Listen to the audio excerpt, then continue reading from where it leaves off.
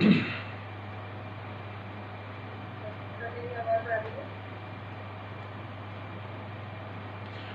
बिल्कुल आ रही है जी।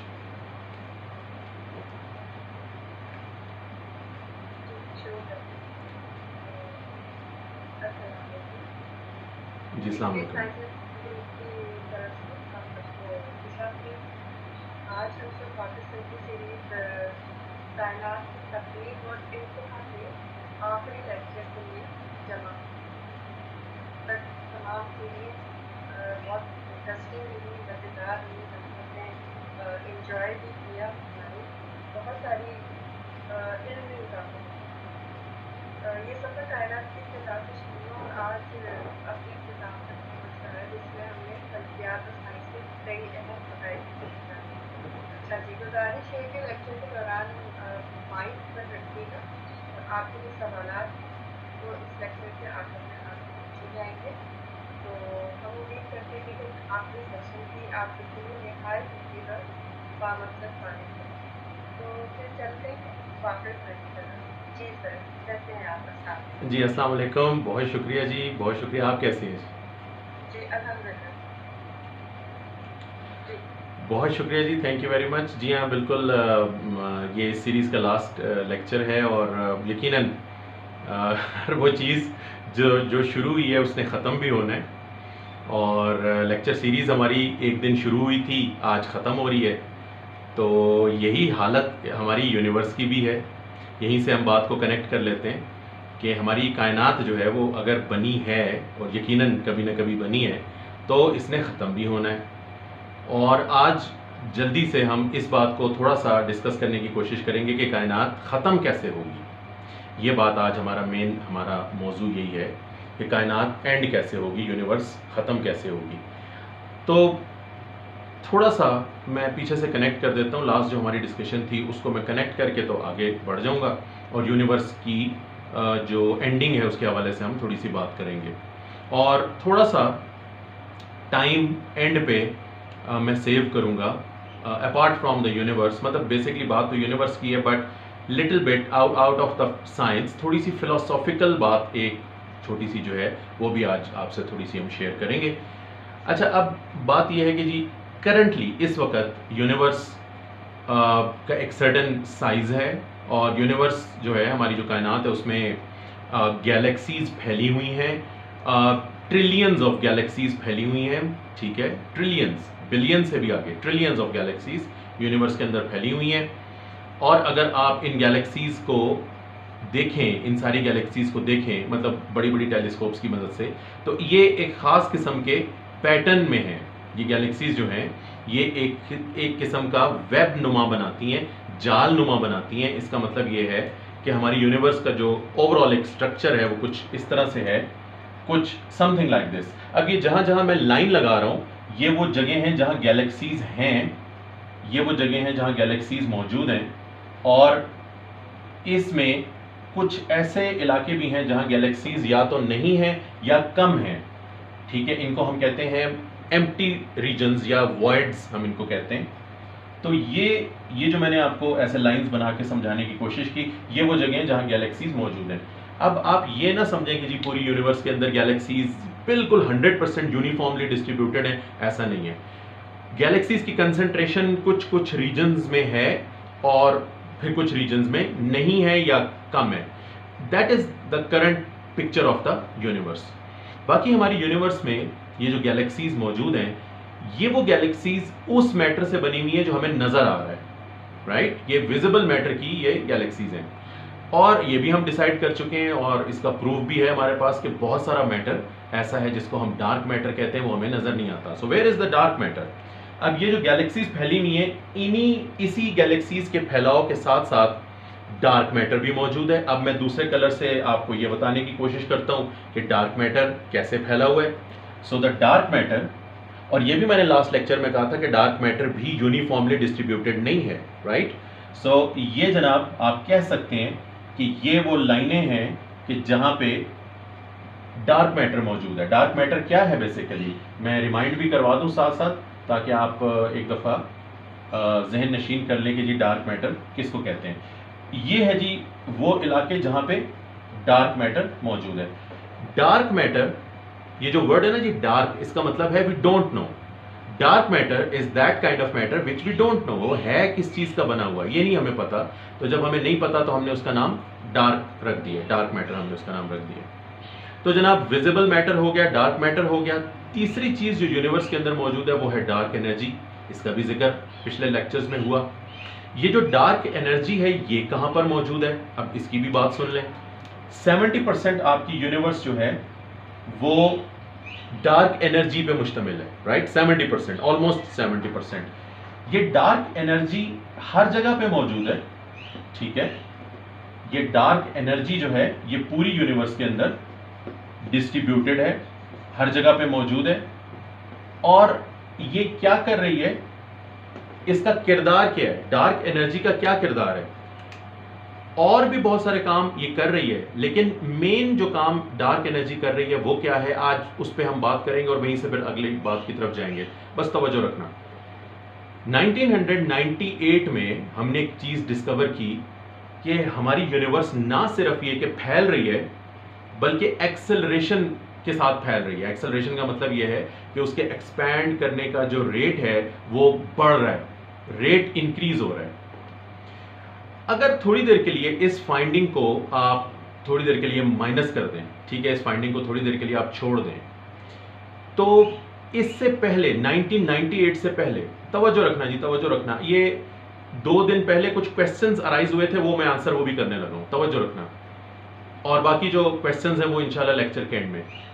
तो ये जो यूनिवर्स की एक्सेलरेशन वाली जो बात है, अगर थोड़ी देर के लिए इसको आप छोड़ दें, फर्ज कर लें कि आप 1998 से पहले के इरा में हैं, तो यूनिवर्स एक्सपैंड कर रही है, फाइन, एक्सपैंड कर रही है, तो इसका एंड क्या होगा, यूनिवर्स खत्म कहां होगी? बस ये याद रखें कि अगर यूनिवर्स एक्सपैंड कर भी रही है तो ये जो गैलेक्सीज हैं, ठीक है, और गैलेक्सीज के बीच में जो डार्क मैटर है, ये एक दूसरे को पुल भी कर रहे हैं। They are causing pulling effect gravity की वजह से। इसका मतलब ये हुआ कि यूनिवर्स जो बाहर की तरफ फैल रही थी या बाहर की तरफ फैल रही है, वो उस पुश की वजह से है जो बिग बैंग के वक्त इसको मिला। लेकिन इन्हीं ऑब्जेक्ट्स की ग्रेविटी इसको काउंटर करने की कोशिश भी कर रही है, ठीक है? तो इसका मतलब ये हुआ कि फिजिक्स का एक बहुत मशहूर फॉर्मूला है, मैं उसको यहां पे यूज करूंगा। फिजिक्स वाले लोग जानते होंगे, F is equal to ma, ठीक है जी? ये जो फॉर्मूला है F is equal to ma, या हम ये भी कह सकते हैं A is equal to F over m। इसका मतलब ये है कि जब किसी चीज के ऊपर फोर्स लगती है तो उसके अंदर एक्सेलरेशन पैदा होती है। एक्सेलरेशन का मतलब है उसकी स्पीड में फर्क आता है। इसका मतलब ये हुआ कि यूनिवर्स की जो एक्सपेंशन थी, जो हो रही है, वो इनिशियल पुश की वजह से थी। वो जो बिग बैंग क्रिएट हुआ, जब बिग बैंग हुआ था उस वक्त उसको एक पुश मिली थी। इस वक्त उसको मजीद बाहर की तरफ कोई पुश नहीं कर रहा। ये पॉइंट समझे, यानी इस वक्त 1998 से पिछले दौर की मैं बात कर रहा हूं, ठीक है, जब हमने यूनिवर्स की एक्सेलरेशन डिस्कवर नहीं की थी। सो यूनिवर्स अगर एक्सपैंड कर रही है तो वो जिस रेट से एक्सपैंड कर रही है वो उसको शुरू से मिला हुआ रेट है। लेकिन जो फोर्स लग रही है यूनिवर्स के अंदर वो है attractive force, that is gravitation. तो हम एक्सपेक्ट ये करते थे कि एक वक्त आएगा कि गैलेक्सीज इस एक्सपेंशन को रोकेंगी, यानी गैलेक्सीज की जो म्यूचुअल ग्रेविटेशन है वो इस एक्सपेंशन को एक दिन हॉल्ट करेगी, रोकेगी, और फिर यूनिवर्स वापस आना शुरू होगी, इसका साइज छोटा होना शुरू होगा, and eventually the universe will collapse back into the singularity, and that concept is called big crunch. So that was our idea about the big crunch, ठीक है जी? ये मैंने आपको बिग क्रंच समझाया। सो ये गैलेक्सीज की ग्रेविटी ओवरकम करके यूनिवर्स के एक्सपेंशन को रोक के वापस लेकर आएगी। ये हमारा ख्याल कब था? 1998 से पहले। 1998 में हमें क्या पता चल गया कि जी यूनिवर्स एक्सेलरेट कर रही है, इसका मतलब उसकी एक्सपेंशन का रेट एक्सेलरेट कर रहा है। इसका मतलब यह है कि अगर आज यूनिवर्स इस रेट से एक्सपैंड कर रही है तो कल ये इस रेट से एक्सपैंड करेगी, परसों ये इस रेट से एक्सपैंड करेगी। So that means no big crunch, right? No big crunch, यानी यूनिवर्स फैलती ही चली जाएगी, कभी भी रुकेगी नहीं, और बस इसका जो फैलना है वो बस हमेशा हमेशा के लिए है। सो 1998 के बाद से ये कॉन्सेप्ट हमारे पास आ गया। नाउ अगर अब आप मुझसे सवाल करें कि जी यूनिवर्स का एंड क्या होगा, तो मेरा जवाब होगा not big crunch. Big crunch नहीं होगा। क्यों नहीं होगा? क्योंकि यूनिवर्स का जो रेट ऑफ एक्सपेंशन है वो बढ़ता चला जा रहा है। यूनिवर्स कौन से वाले फेज से गुजरेगी, इसको हम कहते हैं, जो इस वक्त हमारा ख्याल है, ये हमारा ख्याल 1998 के बाद से 2025 के मार्च से पहले पहले का ख्याल है। आप समझ गए 2025 मार्च में कुछ खतरनाक हुआ है, वो मैं आपको समझाता हूं। इसको कहते हैं heat death. Heat death of the universe. Heat death का क्या मतलब है? हीट डेथ का मतलब ये है कि यूनिवर्स के अंदर जितने स्टार्स हैं इवेंचुअली वो अपनी लाइफ एग्जॉस्ट कर लेंगे और जितनी गैलेक्सीज हैं वो बंद हो जाएंगी। So the universe will become cold. किसी किस्म की कोई फ्यूजन नहीं होगी, स्टार्स एनर्जी नहीं बनाएंगे, लेकिन यूनिवर्स की एक्सपेंशन होती चली जाएगी। So this is called heat death of the universe. ये हमारा ख्याल था 1998 के बाद से मार्च 2025 से पहले पहले, जब हमने बिग क्रंच को एक्सक्लूड कर दिया। अभी लेटेस्ट मार्च लेटेस्ट ही है ना, अभी मार्च को गुजरे हुए कितने दिन हुए? मार्च बिल्कुल लेटेस्ट है 2025। एक आपसे बड़ी जबरदस्त डिस्कवरी शेयर करूं कि ये जो डार्क एनर्जी है ये वीक हो रही है।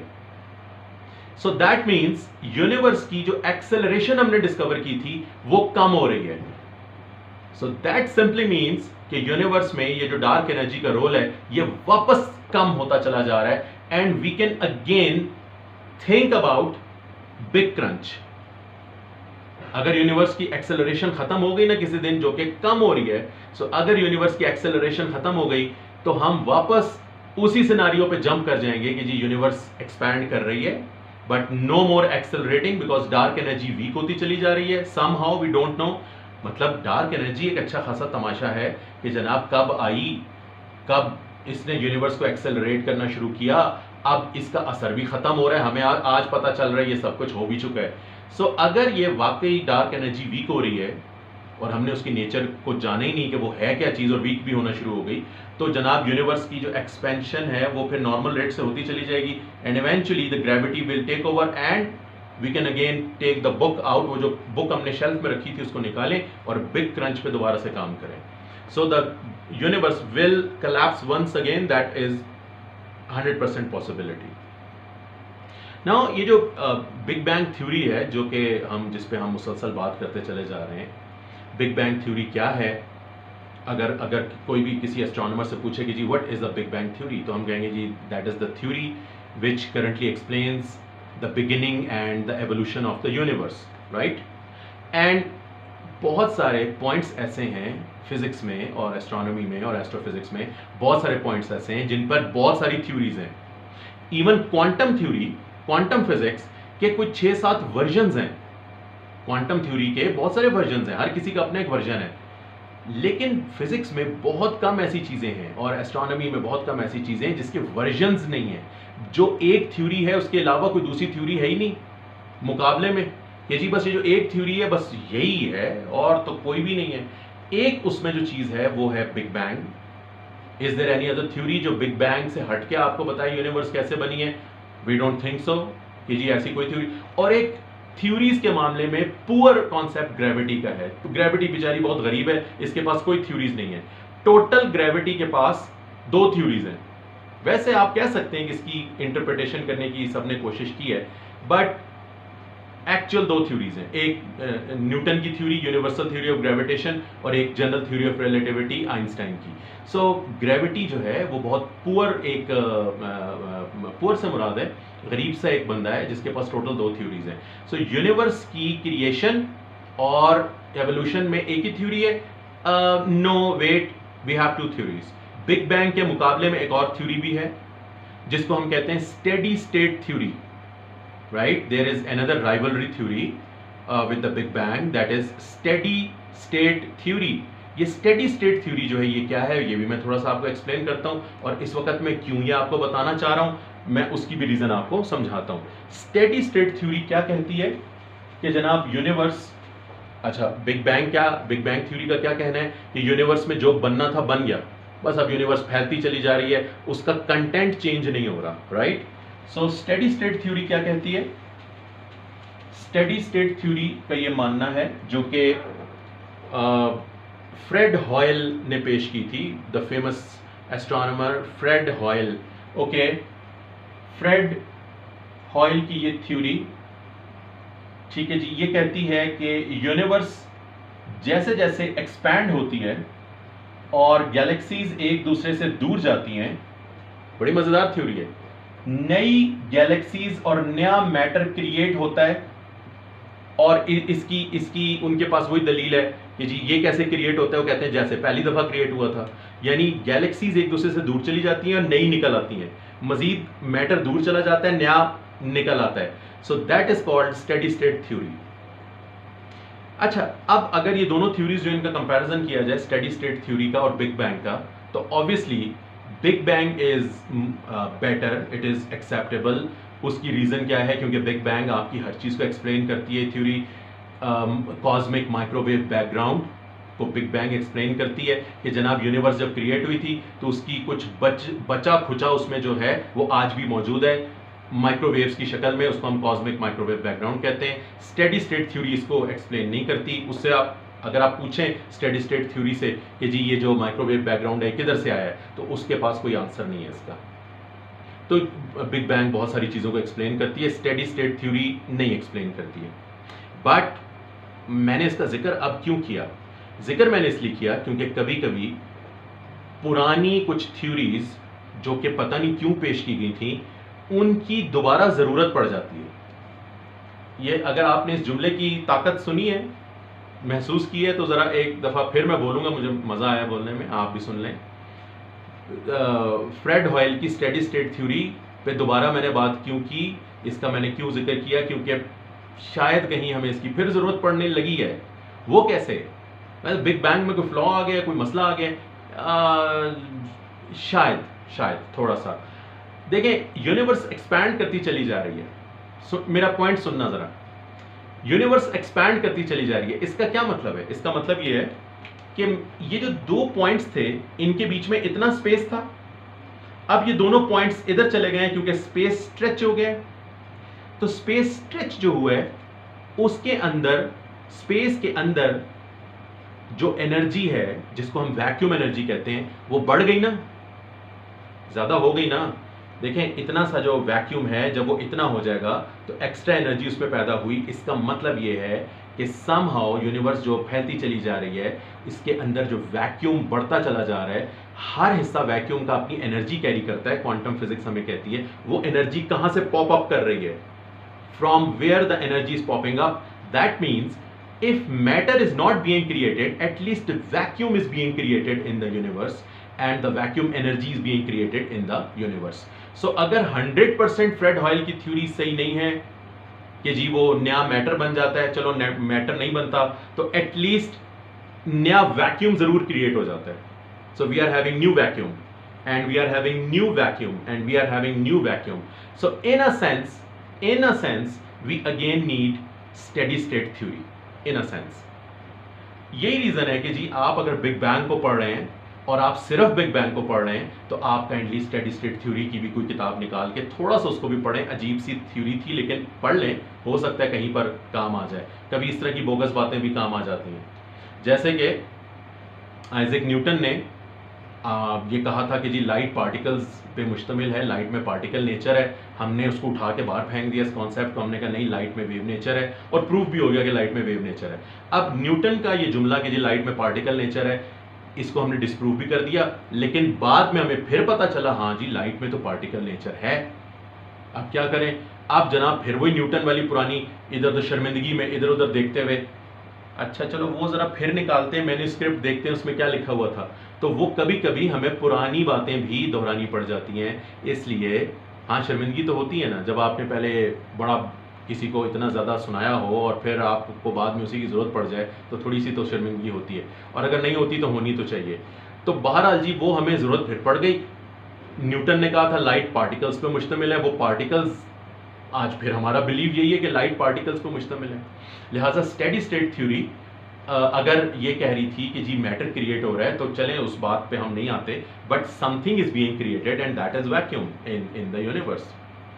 And now very important point जिसको मैं अभी आपके सामने बात करने लगा हूं, पिछले 4 लेक्चर्स में एक क्वेश्चन हुआ था बीच में किसी एक लेक्चर में, मैं भूल गया हूं जी वो कौन सा लेक्चर था, उसमें क्वेश्चन हुआ था कि जी बिग बैंग से पहले क्या था।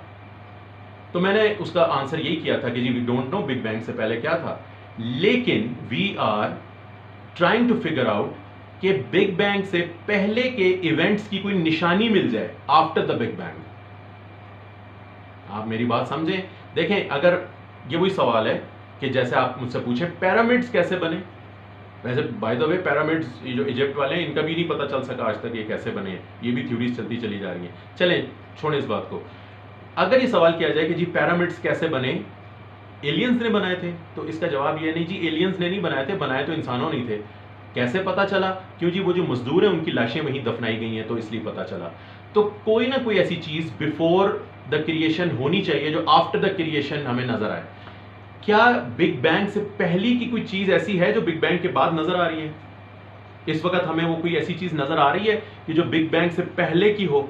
And the answer is yes, finally we got it, finally we got it. एक ऐसी निशानी हमें मिली है यूनिवर्स के अंदर जो मोस्ट प्रोबेबली बिग बैंग से पहले की निशानी है, क्योंकि जितनी भी चीजें हमें यूनिवर्स में नजर आती हैं वो बिग बैंग के बाद की हैं। Cosmic microwave background big bang के बाद का है। एक और बात का इजाफा करूंगा, इससे पहले कि मैं अपनी बात कंप्लीट करूं, एक और बात का इजाफा करूं।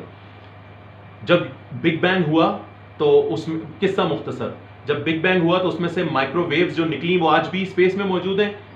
यस, जिसको कहते हैं कॉस्मिक माइक्रोवेव बैकग्राउंड।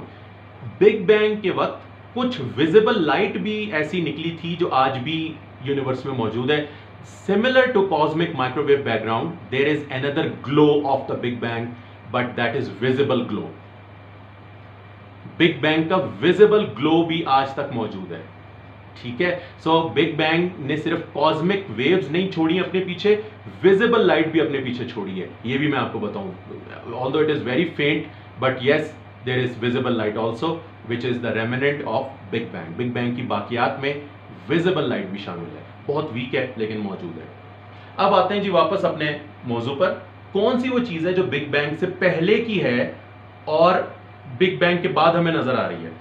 अभी recently James Webb space telescope ने कुछ डिस्कवर किया है। मोस्ट प्रोबेबली आप में से बहुत सारे लोगों ने पढ़ा भी होगा, शायद आपके लिए नई बात ना हो, बस मैं कोशिश कर रहा हूं सिर्फ उसको एक्सप्लेन कर दूं कि ये था क्या।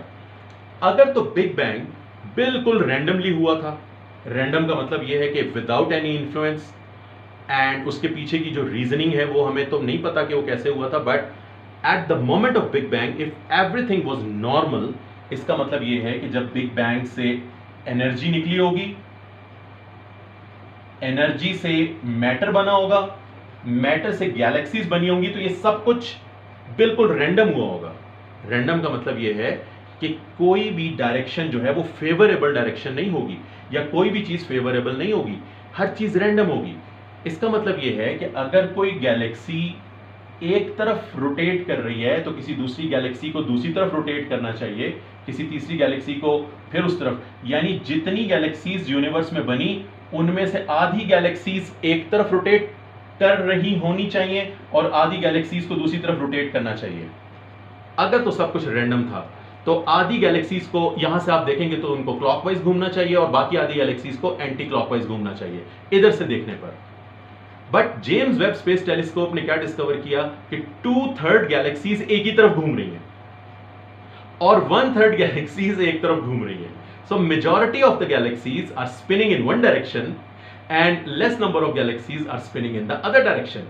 इससे ये पता चलता है, we are not very much sure because ये बिल्कुल रिसेंट बातें हैं जो हम तक पहुंच रही हैं, ये अभी अभी ताजा ये सब कुछ डिस्कवर हुआ है।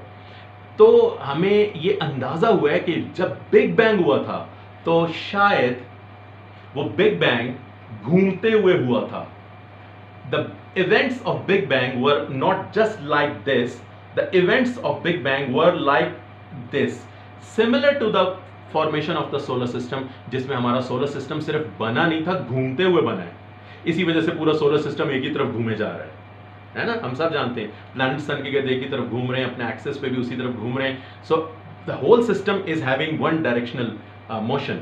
सो पूरी यूनिवर्स की गैलेक्सीज में से 2/3 एक की तरफ स्पिन कर रही हैं। दैट मीन्स कि हमने कोई इनिशियल पुश इसके अंदर शायद मौजूद थी जिसने गैलेक्सीज को एक तरफ घूमने पे मजबूर किया। So that is, I personally think, मेरा ख्याल है ये जुमला इस्तेमाल अभी तक किसी साइंस जुमला होगा ये जो मैं बोलने लगा हूँ कि 2/3 गैलेक्सीज का एक तरफ घूमना और 1/3 गैलेक्सीज का दूसरी तरफ घूमना। I personally think it is pre big bang thing, ये बिग बैंग से पहले की किसी चीज का नतीजा है। सो हमने फाइनली एक ऐसी चीज देख ली जिससे हम बिग बैंग के पीछे के इवेंट्स को थोड़ा बहुत गैस करने के काबिल हैं। एक फौरन बोल्ड डिसीजन आया साइंटिस्ट की तरफ से, और वो बोल्ड डिसीजन क्या था कि जी हमारी पूरी universe, the whole universe is within a black hole. और आपको पता है most of the black holes are spinning black holes तो होते हैं ना। तो हम ये जो पूरी यूनिवर्स है हमारी, ये किसी बड़े से ब्लैक होल के अंदर है, and that black hole is spinning and there might also be other black holes. So that means we are part of a bigger system जिसके अंदर बहुत सारे ब्लैक होल्स हैं, जिनमें से एक ब्लैक होल के सिंगुलैरिटी के अंदर हमारी यूनिवर्स है। सो कितना बड़ा बोल्ड डिसीजन है जो साइंटिस्ट जो हैं उन्होंने हमें ये बताया और ये डिसीजन लिया। But we are not very much sure that we are living in a black hole और व्हाट।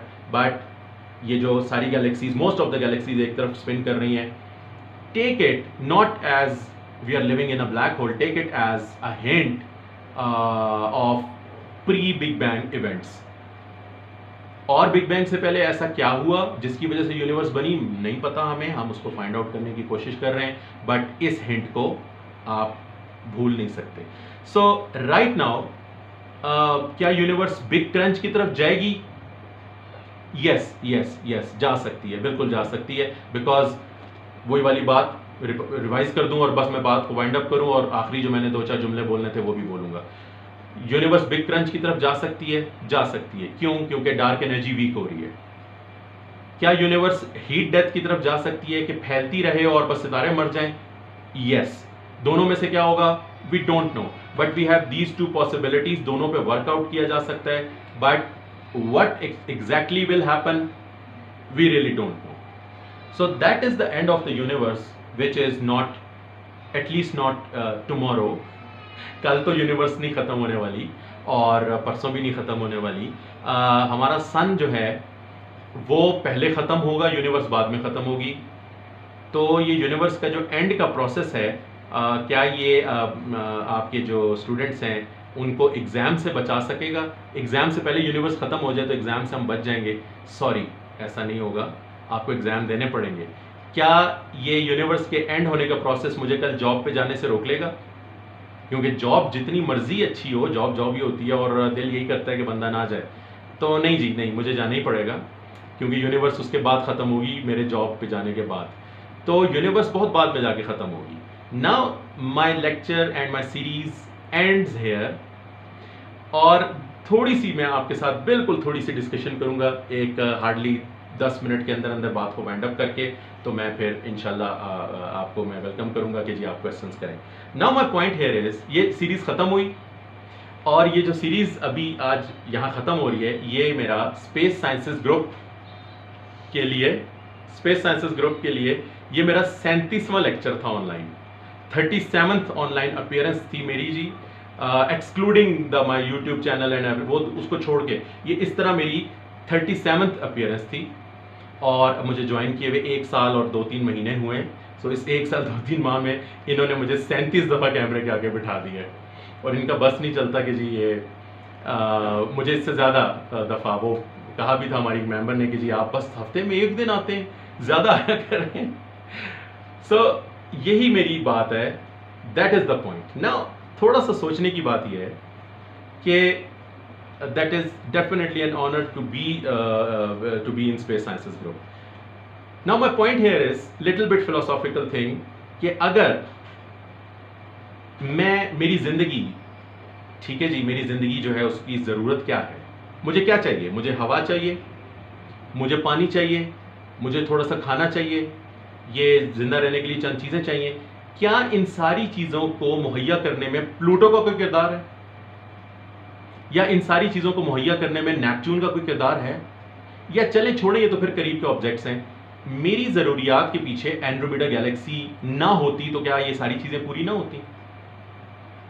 क्या यूनिवर्स में, पूरी यूनिवर्स में एक सूरज होता और उसके गिर्द अर्थ घूम रही होती तो बस काफ़ी नहीं था मेरे लिए? बस जिस शख्स ने बस अपनी ज़िंदगी इसी तरह गुजारनी है, किसान है, उसने उठ के गाय को चारा देना है, दूध निकालना है, बेचना है, उसको क्या एंड्रोमेडा गैलेक्सी है कि नहीं? ठीक है, एक मोची को क्या एंड्रोमेडा गैलेक्सी है कि नहीं? किसी को क्या आगे M101 गैलेक्सी है कि नहीं? माय पॉइंट हियर इज कि जब हमें इन चीजों की जाहिरी तौर पे जरूरत नहीं है तो क्रिएटर ने क्यों बना दी ये सारी चीजें? चलो जी, दूसरा पॉइंट, चलो बना दी, हमारे लिए नहीं बनाई, उसके लिए बना दी जो उधर रहता है, राइट? मेरा मेरा पॉइंट सुनना, समझने की कोशिश करना। मेरे लिए नहीं बनाई, उसके लिए बना दी जो उधर रहता है। तो मेरे लिए विजिबल क्यों की? मुझे दिखा क्यों रहा है? जिसके लिए बनाई थी उसके लिए रखता, मुझे क्यों दिखा रहा है? साबित ये हुआ कि अगर इतनी बड़ी यूनिवर्स हमें नजर आती है तो उसका कोई ना कोई हमसे कनेक्शन है, कोई ना कोई उसका हमसे कनेक्शन है, कोई ऐसी मसलहत है, कोई ऐसी रीजनिंग है जिसकी वजह से ये सारी चीजें हमें नजर आती हैं। और इसका इजहार रिलीजियसली कुरान मजीद में भी मौजूद है, इसका इजहार मौजूद है, जितनी आसमानी किताबें सब में इसका इजहार मौजूद है, आसमान और ज़मीन से रिलेटेड वर्सेस मौजूद हैं। जो नहीं मानता मजहब को, वो अकली तौर पे मानता है कि जी हाँ, इन चीज़ों को पढ़ना चाहिए। अच्छा, क्यों पढ़ना चाहिए? इससे शऊर आता है, इससे आपकी सोच बुलंद होती, फलाना ढिंगड़ा, ये सारी बातें तो सब करते हैं। इसका मतलब ये हुआ कि ये चीज़ें एसेंशियल हैं। अगर ये सारी चीज़ें बनी हैं और आपको नज़र आती हैं तो इसलिए नज़र आती हैं कि आप इनको देखें और आपकी पर्सनैलिटी पर और आपकी ज़िंदगी पर ये असरअंदाज होती हैं, फिजिकली भी होती हैं, मेंटली भी होती हैं। सो जितने लोग इस वक्त लेक्चर सुन रहे हैं, जितने लोग हमारे फेसबुक को देख रहे हैं, जितने लोग एस्ट्रोनॉमी से रिलेटेड हैं, जो यूनिवर्स के बारे में सोचते हैं, ठीक है जी, मैं उनको सलाम करता हूं। मेरी तरफ से आप सबको सलाम है, क्योंकि आप लोग किसी भी दूसरे कॉमन पर्सन से 1,00,000 गुना ऊपर हैं। आप मुझसे पूछें कि आपकी क्या इज्जत है, क्योंकि एक वो शख्स जो ये कहता है कि ना तो मुझे मार्स के बारे में कुछ पता है, ना यूनिवर्स के बारे में ना कुछ पता है, बल्कि ये भी कहता है कि मुझे जरूरत भी नहीं है, मुझे कोई जरूरत नहीं इन चीजों के बारे में जानने की, वो मुझसे और आपसे नहीं टकरा रहा, वो डायरेक्ट क्रिएटर से टकरा रहा है। क्रिएटर कहता है देखते नहीं हो, कुरान में कितनी दफा है देखते नहीं हो, और ये आगे से आपको कह रहा है मुझे जरूरत नहीं है। कुरान में कितनी दफा है देखते नहीं हो, आंखें नहीं दी। ये क्या कह रहा है बंदा? मुझे जरूरत ही नहीं है। तो ये मुझे नहीं सुना रहा, ये डायरेक्ट क्रिएटर के साथ साथ आमने सामने हो रहा है। इसका मतलब ये हुआ कि क्रिएटर जो है वो ये चाहता है कि हर बंदा इन सारी चीज़ों को देखे। और स्कूल कॉलेजेस में क्या होता है, कुछ ऐसे सब्जेक्ट्स होते हैं ना जिनको आप चूज कर सकते हैं, और कुछ ऐसे सब्जेक्ट होते हैं जो कंपलसरी होते हैं, लाजमी पढ़ने होते हैं। अच्छा, वो लाजमी क्यों है? क्योंकि हमारा ख्याल ये है कि इनकी ज़रूरत सबको है। उसमें कौन कौन से सब्जेक्ट्स हैं? उसमें रिलीजन है, उसमें आपके मुल्क से रिलेटेड बातें हैं, इस्लामियात है, पाकिस्तान स्टडीज़ है, अंग्रेज़ी है, उर्दू लैंग्वेजेस है, ये सब कुछ चाहिए। ठीक है, बाकी आप क्या चूज़ कर सकते हैं? फिजिक्स आप पढ़ें ना पढ़ें आपकी मर्जी, केमिस्ट्री पढ़ें ना पढ़ें आपकी मर्जी। ज़रा रिवाइज करें अपनी इस बात को, अपने सिलेबस को रिवाइज करें।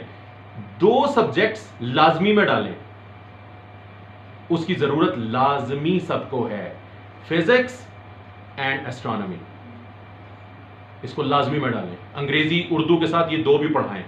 आप ज़रा ये पढ़ाएं, आप फिर माशरे पे इम्पैक्ट देखें, आप देखें कैसा पॉजिटिव इम्पैक्ट पड़ता है। तो ये कहना कि जी हमें तो ज़रूरत ही नहीं है, तो मतलब वो जो क्रिएटर है उसने आपको अर्थ पे सिर्फ खाना पीना और पानी देना था तो दे देता, जान छोड़ता, पूरी यूनिवर्स बनाने की क्या ज़रूरत है? अच्छा, जिसके लिए बनाई उसको वहीं तक महदूद करता नहीं, उसके प्लैनेट को हम देख रहे हैं, वो हमारे प्लैनेट को बैठ के देख रहा होगा। इसका मतलब ये है कि कहीं ना कहीं हम एक दूसरे को इन्फ्लुएंस करते हैं। तो इसका मतलब ये है कि बराए मेहरबानी जी थोड़ा सा अपना जो आपकी जो अटेंशन है, आपकी जो तवज्जो है, उसको ज़रा दुनियावी लेवल से ज़रा ऊपर करें, मुंह थोड़ा ऊपर उठाएं, देखें यूनिवर्स को। तो आप देखें पहला इम्पैक्ट पता क्या होगा? पहला इम्पैक्ट ये होगा कि आपके घर के अंदर ये झगड़े, फसाद, ये सारी चीज़ें ख़त्म होना शुरू हो जाएंगी, क्योंकि आपको बातें छोटी लगना शुरू हो जाएंगी कायनात के सामने। लिहाजा ये सारी चीज़ें जो हैं ये ऐसी बेमकसद नहीं है। अल्लाह ताला ने ये सारी चीज़ें मकसद के तहत पैदा की हैं। और जो लोग, मैं बात को ख़त्म करता हूँ, जो लोग इस फील्ड में मौजूद हैं, इन चीज़ों पे सोचो विचार कर रहे हैं, मैं उनकी इज़्ज़त हमेशा से मेरे दिल में बहुत ज़्यादा थी, आज तो बेइंतहा ज़्यादा है, कल उससे भी ज़्यादा होगी। ऐसे ही एक्सपैंड करती चली जाएगी जैसे यूनिवर्स एक्सपैंड कर रही है। बहुत शुक्रिया जी, थैंक यू वेरी मच।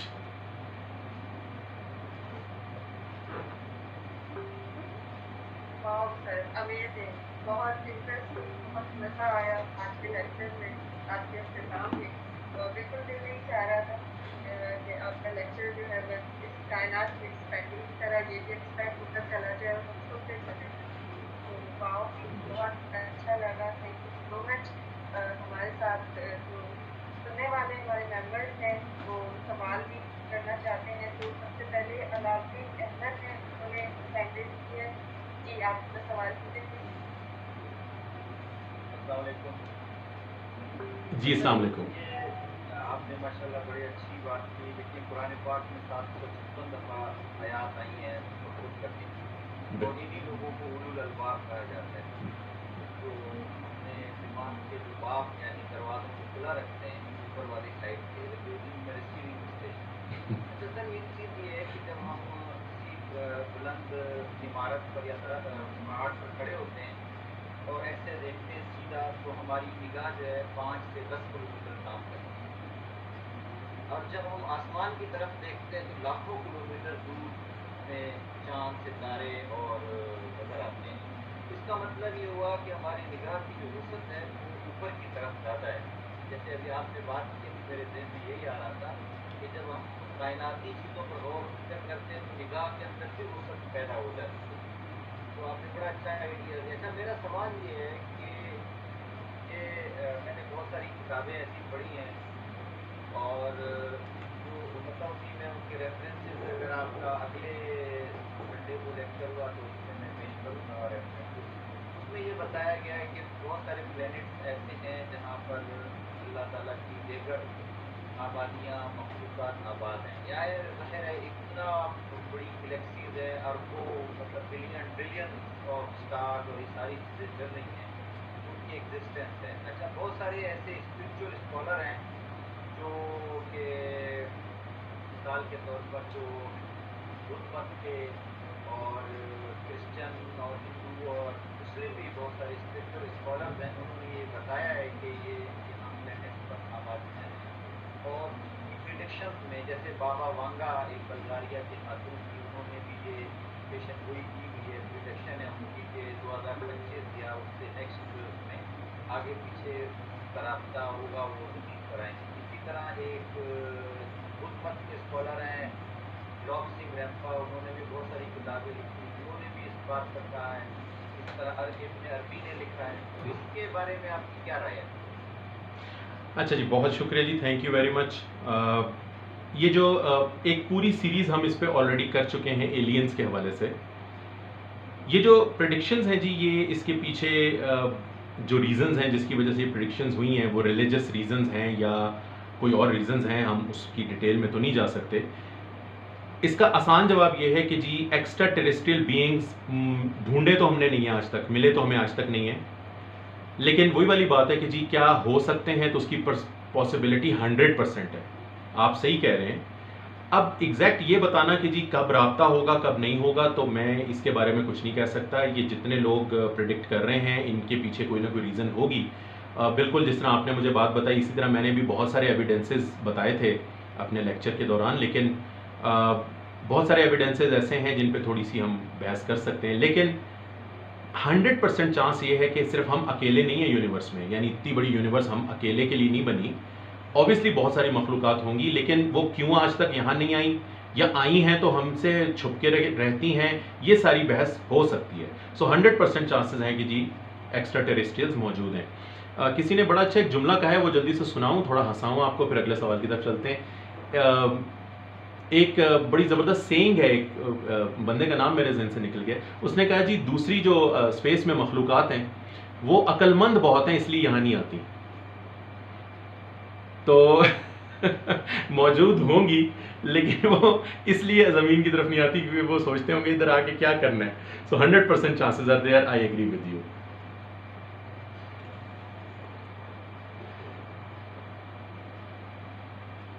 जी बहुत शुक्रिया। अच्छा, हमारे पास अम्मार हसन और नायला शबीर हैं। उनसे पहले मैं चाहूँगी कि सभी कुरैशी कहना चाहते हैं कुछ। जी सर, मुंतज़िर हैं आप, क्या कहना चाहते हैं? जी साहब बहुत शुक्रिया। और पाक साहब again thank you very much. आपके लेक्चर जो है हमेशा एनलाइटनिंग होते हैं। तो रिस्पेक्टफुली आपकी एक बात से मैं थोड़ा सा डिसएग्री करना चाहूँगा, और वो ये है कि जो आपने बात की लेटेस्ट डिस्कवरी की कि कायनात में मुमकिन है कि एक तरफ की स्पिन दूसरी तरफ की स्पिन से ज़्यादा है, which may mean कि हमें प्री बिग बैंग का कुछ इंफॉर्मेशन भी है। तो व्हाट आई से इज के इस रिपोर्ट का कॉन्फिडेंस लेवल बहुत ही कम है। कायनात में खरबों गैलेक्सीज हैं, हमें अभी तक विजिबल कायनात में ये भी नहीं पता कि कितने गैलेक्सीज हैं। उसमें से गिनती की 250 पौने 300 गैलेक्सीज का डाटा इकट्ठा किया गया है। तो ये डाटा इस कदर कम है, सैंपल साइज इस कदर छोटा है कि इसमें कोई भी आपको अगर पैटर्न मिले तो वो रिफ्लेक्ट नहीं करता कि वो कायनात का पैटर्न होगा। तो इसलिए आई वुड से कि और दूसरी बात मैं ये करूँगा कि कायनात का जो पहला बिलियन ईयर्स है उसके बारे में हमारी इंफॉर्मेशन बहुत ही कम है। और जेम्स वेब को भेजा गया था तो एक्सप्लिसिटली इसीलिए भेजा गया था कि ये चूँकि इंफ्रारेड है और जो लार्ज इंफ्रारेड वेवलेंथ है उनको डिटेक्ट कर सकती है। तो जो स्पेस के एक्सपेंशन की वजह से शुरू की जो इंफॉर्मेशन है, यानी जो कायनात के पहले बिलियन ईयर की इंफॉर्मेशन है, वो स्पेस के एक्सपेंशन की वजह से वो जो रोशनी थी वो फैल के आपको इंफ्रारेड और खासतौर पे लार्ज इंफ्रारेड की तरफ चली गई है। तो वो इंफॉर्मेशन अब हमें पहली बार मिल रही है। इसलिए ये मौका है साइंसदानों के लिए अपनी थ्योरीज को रिफाइन करने का। तो जेम्स वेब एग्जैक्टली वही काम कर रही है जिस काम के लिए इसको भेजा गया था, और इससे यकीनन हमारी जो थ्योरीज हैं वो रिफाइन होंगी। लेकिन अभी भी जेम्स वेब का डाटा इस कदर कम है कि आई डोंट थिंक कि हमें कोई बोल्ड स्टेटमेंट देनी चाहिए। I don't know whether you agree with me. अच्छा जी, थैंक यू वेरी मच। बिल्कुल आपने जो कमेंट किया, पहली मैं थोड़ी सी करेक्शन कर दूं माजरत के साथ। 250-300 गैलेक्सी तो मैंने देखी हुई हैं, ठीक है। 250-300 गैलेक्सी तो मैं देख चुका हूँ अपनी छोटी सी टेलीस्कोप से। ये दो बातें जो हैं जो आज लेक्चर के दौरान मैंने बात की कि एक तो ये कि डार्क एनर्जी वीक हो रही है, और दूसरी ये कि जी 2/3 गैलेक्सीज एक तरफ स्पिन कर रही हैं। इसके बिहाइंड बिलियंस ऑफ गैलेक्सीज का डेटा है। We have observe billions of galaxies, फिर जाकर हमने ये डेटा निकाला है। सो हमने यूनिवर्स की सारी गैलेक्सीज तो नहीं देखी, but most of the galaxies को देखने के बाद ये डेटा हमारे पास आया है। ये जो डार्क एनर्जी वीक होने वाली बात है, इसके पीछे भी तकरीबन 2 बिलियन गैलेक्सीज हमने देखी है पिछले 3 सालों में। So the sample size is very big and the confidence level is so high कि ये दोनों बातें जो हैं दुरुस्त हैं। मैं आपको इंटरप्ट कर रहा हूँ।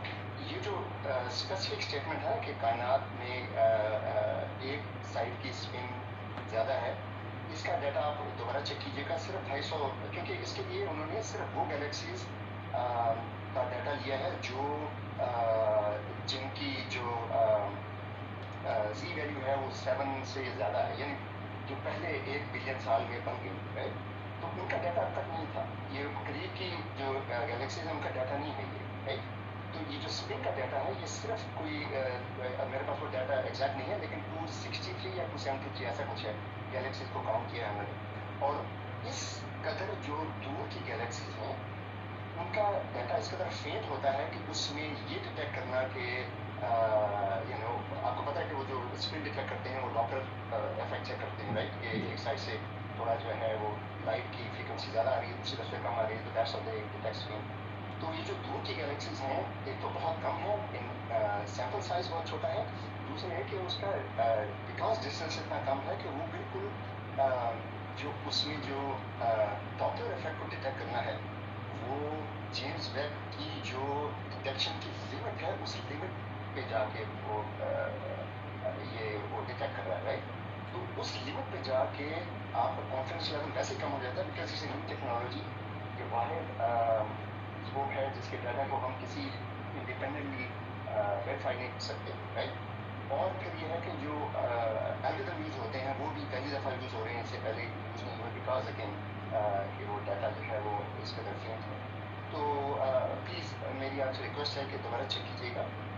ये जो स्विंग का डाटा है ये सिर्फ गिनती की 250-300 गैलेक्सी, 300 ज़्यादा डेफिनेटली नहीं। फिर जो हमने बात की थी वो कि डार्क एनर्जी कम हो रही है, दैट इज़ ट्रू कि वो जो तकरीबन 2 बिलियन गैलेक्सीज डाटा है, that is a lot more reliable information.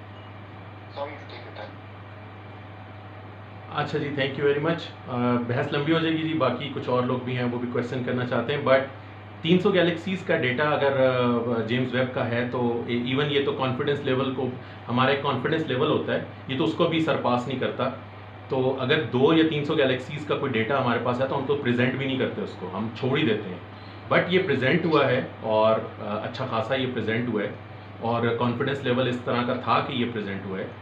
तो बहुत ज़्यादा गैलेक्सीज़ को हमने देखा है एंड नॉट वो वाली गैलेक्सीज़ नहीं जो बहुत अर्ली या बहुत दूर की जो गैलेक्सीज़ हैं, सिर्फ उनको नहीं, हमने ऑलमोस्ट बहुत सारी गैलेक्सीज़ को देखा है और उसमें से फिर हमने ये देखा है कि ये टू थर्ड एक तरफ स्पिन करें, बट उसमें प्रॉब्लम ये है उस डेटा में, यानी हम उसको ये कह सकते हैं कि इसकी कुछ और इंटरप्रिटेशन भी हो सकती है। हो सकता है कि ये डेटा जो है ये किसी और वजह से ऐसा आया हो, एक्चुअली ऐसा ना हो, that is possibility. But my point was कि अगर प्री बिग बैंग कोई चीज़ हो सकती है तो वो यही है, इसके अलावा और कोई कैंडिडेट नहीं है प्री बिग बैंग। हाँ जी, ये कैंडिडेट है, this is a very strong candidate.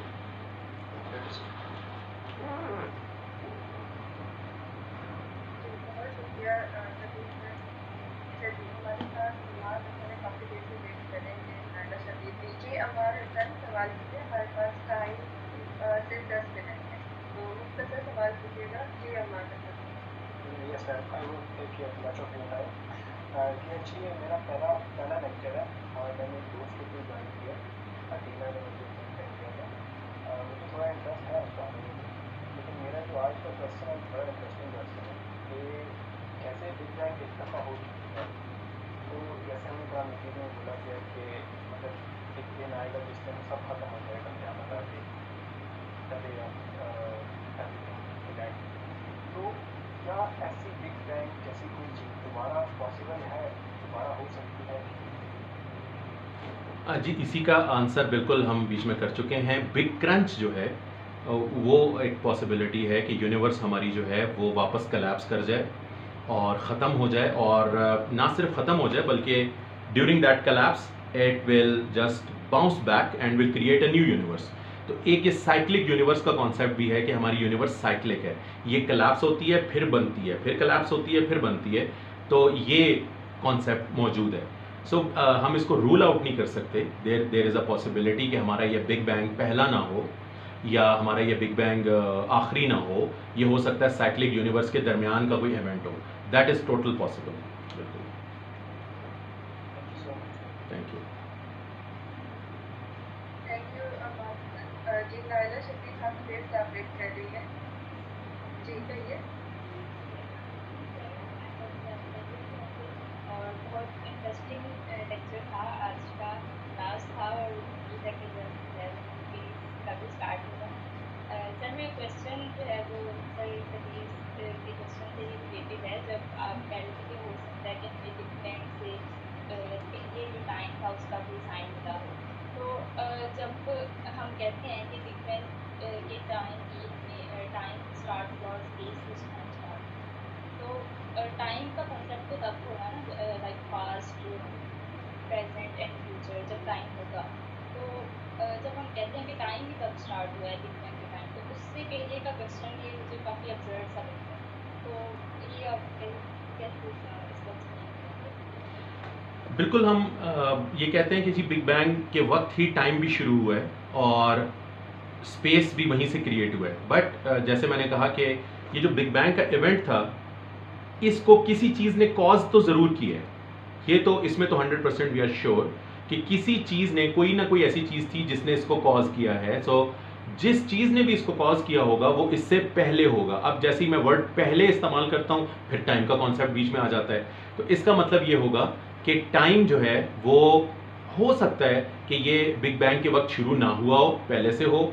दूसरी पॉसिबिलिटी ये है कि टाइम की तरह की कोई चीज़ पहले हो, मे बी वो टाइम ना हो, बट कोई ऐसी चीज़ ज़रूर होगी कि जिसको आप पहले या बाद के ज़ुमरे में रख सकें। बिकॉज अगर उस टाइम नहीं था, ठीक है ना, अगर आप ये कहते हैं कि जी बिग बैंग से पहले टाइम एग्जिस्ट ही नहीं करता था, टाइम तो उसके बाद शुरू हुआ है, तो फिर ये बात इधर आके कोलैप्स कर जाएगी। फिर आपको ये मानना पड़ेगा कि जी ये आउट ऑफ नोवेयर बन के आया है, फिर ये मानना पड़ जाएगा।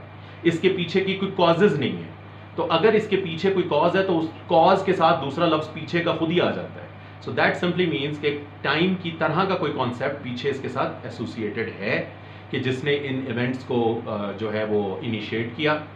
और जैसे मैं अपनी बात को रिवाइज करता हूँ कि जी उन इवेंट्स में क्या कुछ हुआ वो हमारे सामने बिग बैंग के बाद आया, लेकिन एक चीज़ जो हमें नज़र आई है वो ये है कि यूनिवर्स को किसी स्पिनिंग मोड में क्रिएट किया गया है, क्योंकि इसमें बहुत सारा मैटर, बहुत सारी चीज़ें एक तरफ स्पिन करती हुई हमें नज़र आती हैं। So this may be a pre big bang thing, that is my point. So time का कॉन्सेप्ट अगर नहीं तो इस तरह की कोई चीज़ बिग बैंग से पहले होनी ज़रूर चाहिए ताकि उसकी कॉज क्रिएट हो सके।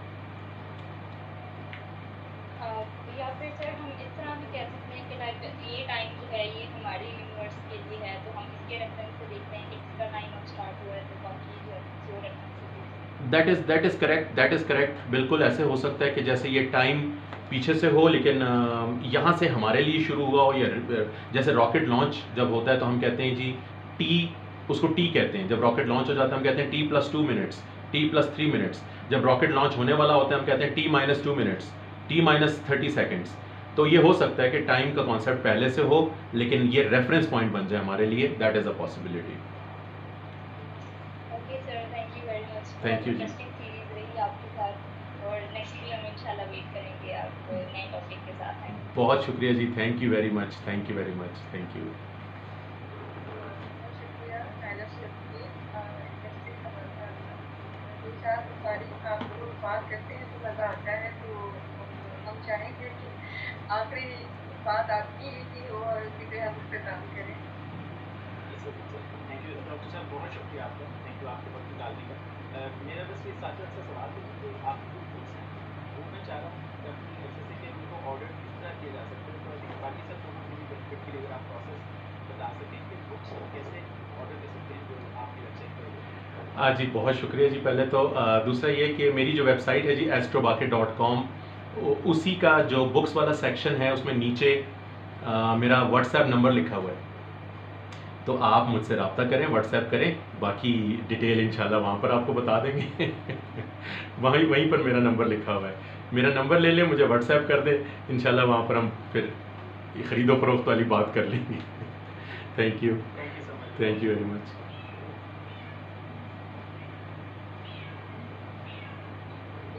Thank you so much Shamika, और टाइम आप हमारे पास एंड हो चुका है। मैं बहुत ज़्यादा शुक्रिया अदा करूँगी, आज हमारे इस सीरीज़ का आखिरी लेक्चर था, और अब हम इंतज़ार करेंगे और उम्मीद है कि अगला जो है वो लेक्चर स्टार्ट होगा तो इससे ज़्यादा इंटरेस्टिंग होगा। तो इंशाल्लाह अगले बार हम फिर हाजिर होंगे, तब तक के लिए अपना बहुत ख्याल रखिएगा। खुदा हाफ़िज़। बहुत शुक्रिया जी, बहुत शुक्रिया, and thank you very much. Batch मैंने बनाया था specially space sciences group. Thank you very much जी, बहुत शुक्रिया।